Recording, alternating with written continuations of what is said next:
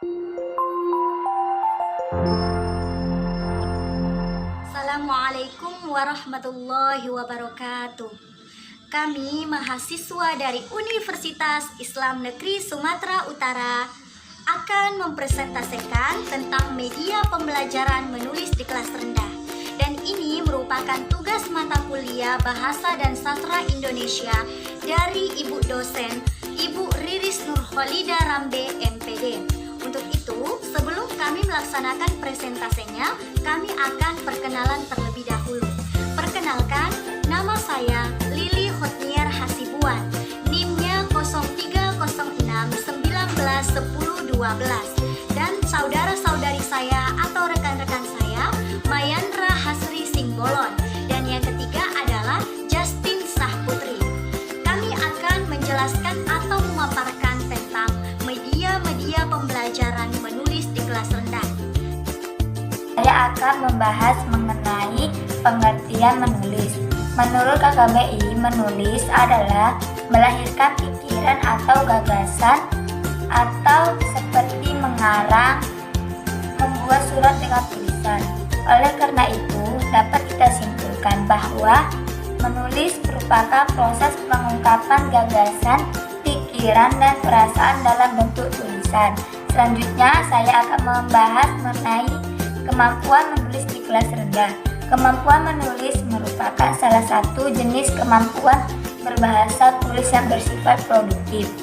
Dan kemampuan menulis permulaan di kelas rendah ini diajarkan pada kelas 1 dan 2. Selanjutnya, menulis diajarkan pada kelas 3, 4, dan 5, dan 6. Metode menulis permulaan, di mana metode itu adalah suatu cara bagaimana caranya agar seorang anak itu bisa menulis dengan baik. Ada beberapa metode menulis di kelas rendah yang kami paparkan dalam PPT ini. Yang pertama, metode eja. Metode belajar menulis dengan cara belajar membaca dan menulis dimulai dari huruf-huruf yang dirangkaikan menjadi satu kata. Contohnya, kata menulis. Jadi, seorang guru harus merangkaikan huruf M, E, N, U, L, I, S sehingga menjadi satu kata, yaitu menulis. Yang kedua, metode kata lembaga adalah metode yang diajarkan untuk belajar menulis dengan awalan memperkenalkan kata, kemudian merangkaikan antar suku kata. Yang ketiga, metode global. Metode global adalah metode menulis dengan cara memulai pembelajaran dengan membaca dan menulis kalimat yang utuh yang ada di bawah gambar. Yang keempat, metode SAS. Metode pembelajaran menulis dengan pendekatan cerita. Dan cara mengajarkan metode ini adalah menampilkan sebuah cerita dan seorang guru menyuruh siswa untuk menyimpulkan apa yang dia ambil dari suatu cerita tersebut. Media pembelajaran menulis di kelas rendah. Ada 5 media yang biasa digunakan oleh guru untuk pembelajaran menulis di kelas rendah. Yang pertama itu papan tulis, digunakan guru untuk menuliskan apa yang ditugaskan kepada siswa. Misalnya menulis kata, kalimat, dan sebagainya.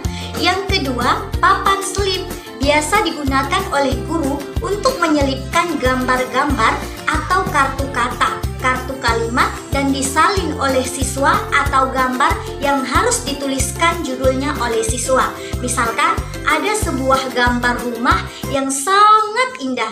Jadi seorang guru bertanya kepada siswa, apakah gambar ini? Apa yang kalian lihat dari gambar ini? Coba sebutkan dan tuliskan. Akhirnya siswa menulis apa-apa saja yang ia lihat dari gambar tersebut. Yang ketiga, papan tali digunakan untuk menggantungkan kartu kalimat, kartu kata, dan huruf yang harus disalin oleh siswa atau gambar yang perlu dituliskan judulnya. Yang keempat, majalah. Anak-anak dapat digunakan untuk menyalin kalimat sederhana. Di dalam artian, majalah anak-anak dapat digunakan untuk menyalin kalimat sederhana. Yang terakhir, yang kelima, papan nama, kartu nama, label, dan sebagainya. Beberapa media pembelajaran tersebut dapat guru gunakan agar siswa bisa menulis dengan cepat di kelas rendah. Untuk itu, demikian dari saya. Wassalamualaikum warahmatullahi wabarakatuh. Assalamualaikum warahmatullahi wabarakatuh. Di sini saya Justin Saputri akan menjelaskan beberapa kesulitan belajar menulis. Menurut Lerner, ada beberapa kemampuan yang mempengaruhi anak kesulitan dalam menulis. Di antaranya, motorik, perilaku, persepsi, memori, kemampuan melaksanakan polos modal, penggunaan tangan yang dominan dalam memegang pensil, dan kemampuan memahami insting dan kesulitan belajar menulis sering disebut disgrafia atau ketidakmampuan mengingat huruf-huruf yang akan ditulis. Dan perlu kita ketahui bahwa kesulitan menulis juga terdapat pada cara memegang pensil yang kurang tepat. Kesalahan yang bisa dilakukan anak-anak dalam memegang pensil yaitu memegang pensil dari sudut yang terbesar dan memegang pensil dari sudut terlalu kecil, menggenggam pensil atau menyangkutkan pensil di tangan. Terima kasih. Demikianlah yang dapat kami sampaikan. Kurang dan lebihnya kami mohon maaf. Kepada Allah kami minta ampun. Semoga video ini bermanfaat bagi kita semua. Amin Allahumma amin. Wassalamualaikum warahmatullahi wabarakatuh.